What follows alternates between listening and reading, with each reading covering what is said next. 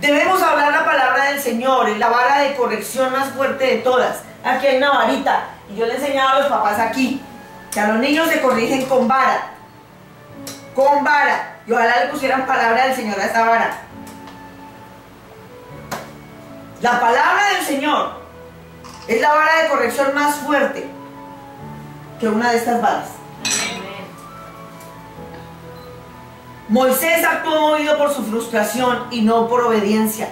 Yo diría que Moisés fue un resentido. Él guiaba en medio de toda la frustración acumulada. Todo ese tiempo que pasó en el desierto, en lugar de ver la promesa de Dios, al ver brotar el agua de una peña, solo vio el problema. Nosotros decidimos si vemos el problema o la promesa. ¿Usted tiene problemas? ¿Tiene un problema? ¿Pero tiene promesas? Entonces vea las promesas. Si nos centramos en las promesas de Dios, aprendemos a confiar más en Él. No tendremos que perder el control. Si perdemos ese control es porque hemos perdido la confianza. ¡Oh, qué enseñanza, Señor! Gracias.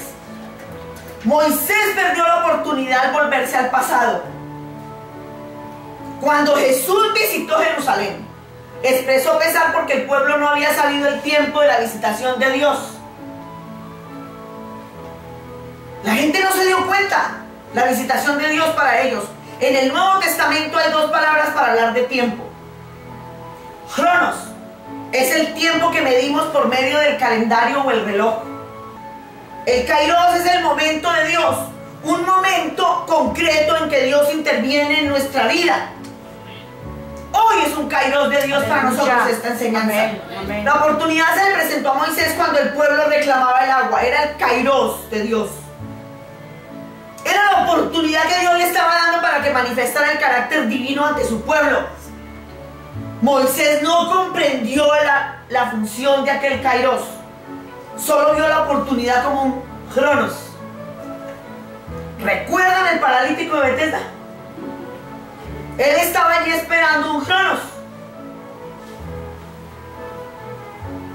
No, estaba esperando un Kairos. El momento que se agitaran las aguas. Ese era el Kairos que le estaba esperando. Cuando Jesús le dijo, ¿quieres ser sano?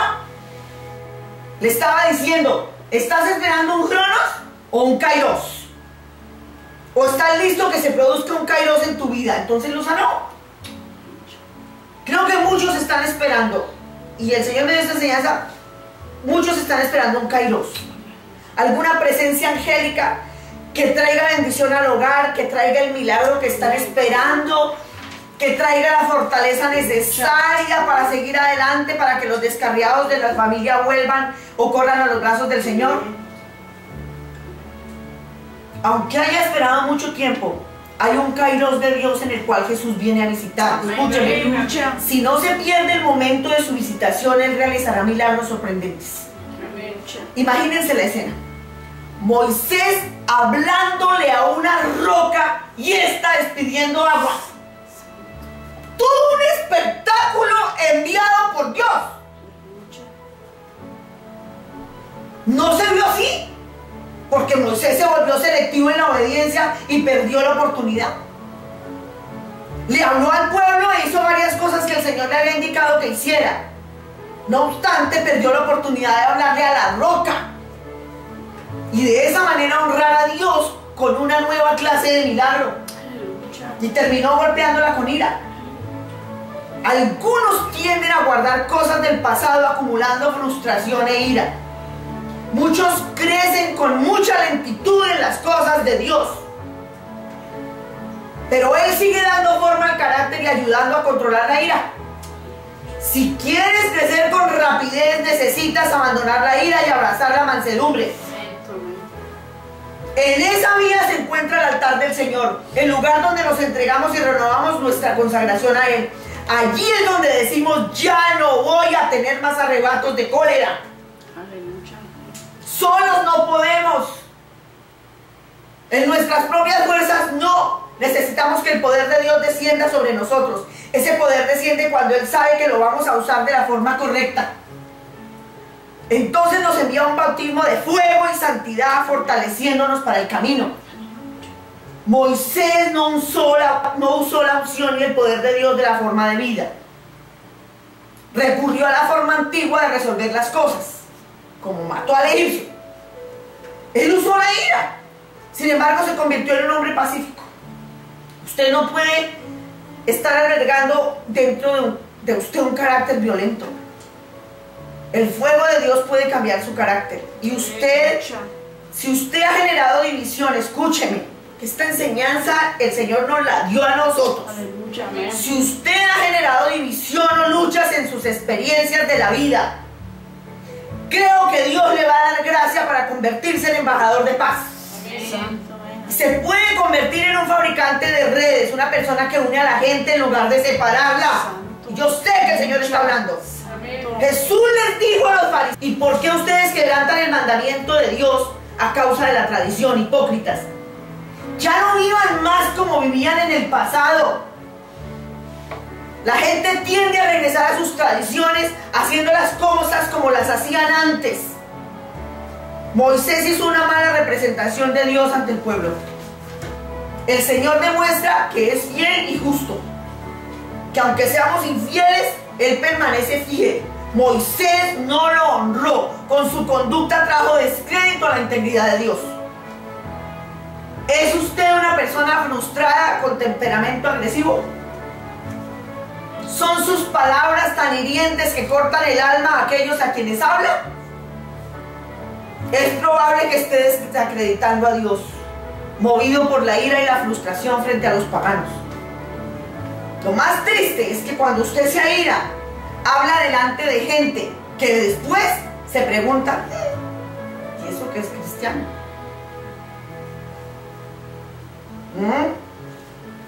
Es como si usted estuviera diciendo: no creo que Dios pueda cambiar mi situación. No creo que Dios tenga poder suficiente para superar las debilidades de mi familia. No tengo esperanza alguna con esta gente. Eso sucede. ¿Se ha sentido así? Sucede en la familia, en el trabajo, en el matrimonio. La falta de confianza desata la ira. Y si es su caso, confiésele al Señor su ira y su frustración y arrepiéntase. Hubo un tiempo en que Moisés reaccionaba de otra forma, cuando enfrentaba las riñas y quejas del pueblo. Está en Éxodo 17 y lo leen en su casa. Le pidieron agua para beber en esa época también. Le exigieron agua. Y ahí les dijo: ¿por qué pelean conmigo? ¿Por qué provocan al Señor? Esa fue la respuesta que les dio. Pero ellos estaban sedientos y murmuraron contra Moisés y renegaron: ¿y por qué nos sacó? Y bla. Y entonces Moisés clamó al Señor: ¿qué voy a hacer con este pueblo, Señor? Solo falta que me apedreen. Y el Señor le dio un consejo mientras oraba. Le dijo: reúne a los ancianos de Israel y ve y ponte en marcha, y yo te estaré esperando. Vas a ir con la vara con la que golpeaste el Nilo y le vas a asestar un golpe a una roca y de ella brotará agua para que beba el pueblo. Allí sí le dio la orden de golpearla con la vara. Así lo hizo Moisés a la vista de todos. Ese lugar se llamó Masá y Meribá, porque los israelitas habían altercado con él y provocado al Señor al decir: ¿está o no está el Señor con nosotros? El pueblo desconfió del Señor en esa ocasión, pero Moisés no. Moisés albergó ira y frustración con la presión constante, las quejas y lamentaciones, y su ánimo estaba a punto de colapsar. Le pregunto: ¿está usted a punto de colapsar? Hay una situación que aparece una y otra vez en su vida y ha creado en usted ira y frustración. ¿No sabe cómo manejar ciertas situaciones? ¿Ha comenzado a tomar cosas o situaciones personales? ¿Cómo son sus peleas en el hogar? ¿Cómo arreglan los conflictos? ¿Está que hace así?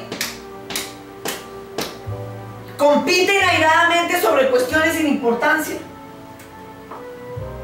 Y cuando el Señor me dio estas preguntas, yo recordaba a una familia jugando un juego de mesa. Allí jugaban y terminaban en pelea.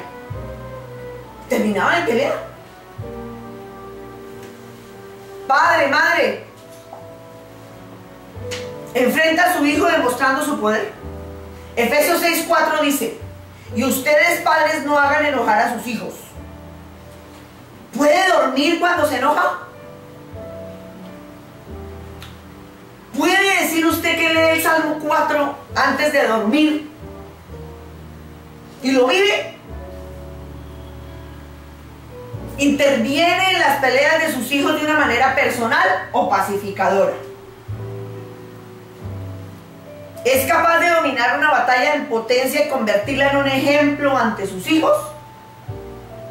Moisés en Éxodo 17 no se tomó las cosas personalmente. Les dijo: ¿por qué provocan al Señor? No se enojó amargamente. Le pidió instrucciones concretas a Dios sobre cómo tratarlos y siguió las indicaciones una a una. Cuando comience a orar acerca de las cosas que le está dando, escuchen, el Espíritu Santo le pondrá ciertas indicaciones en el corazón. Le va a hablar con claridad. Dios nos habla y nosotros podemos oír su voz. Ese es el gran privilegio que tenemos. Va a haber un tiempo de instrucción por parte de Dios. El Espíritu Santo nos habla con amor y nos muestra el camino a seguir. Sigamos el ejemplo de Moisés en Éxodo 17 y no su ejemplo en Éxodo 20. Si seguimos una a una las instrucciones, si tenemos el cuidado de seguir todo lo que Dios nos ha hablado al corazón, porque hoy el Señor ha hablado a nuestro corazón, ver grandiosa liberación en nuestra vida. Amén, amén. Si siente una convicción maravillosa en su corazón, no la evite, recíbala. Es parte de la misericordia del Señor hacia nuestra vida. Dios ve el resentimiento que tenemos en el corazón. Dios lo ve. Si la mención del nombre de cierta persona o el recuerdo de una situación penosa le produce dolor, entonces usted necesita sanidad en su corazón. La ira del hombre no obra la justicia de Dios. No guarden cosas en su corazón. Amén. Amén. Pídanle al Señor que les renueve. Amén. ¿Les gustó la enseñanza? Amén. Viene del corazón del Señor para nuestro corazón. Amén. Usted vino a testificar y el Señor ya había mandado la enseñanza. El Señor está muy interesado en alinear nuestro corazón al Espíritu Santo. Amén. Está muy interesado el Señor en nosotros. Créanme. Muy interesado. En todos nosotros. Amén. En todos. Amén. En los niños. En todos nosotros. Aunque aún de los de nuestra familia que no están acá. Amén. Amén. Porque esta enseñanza nos va a renovar a nosotros. Amén. Y nosotros, el Señor va a usar para renovar a otros. Aleluya. Lo que nosotros estamos aprendiendo hoy de parte del corazón de Dios, lo va a usar el Señor un día para que se lo enseñemos a otros. Amén.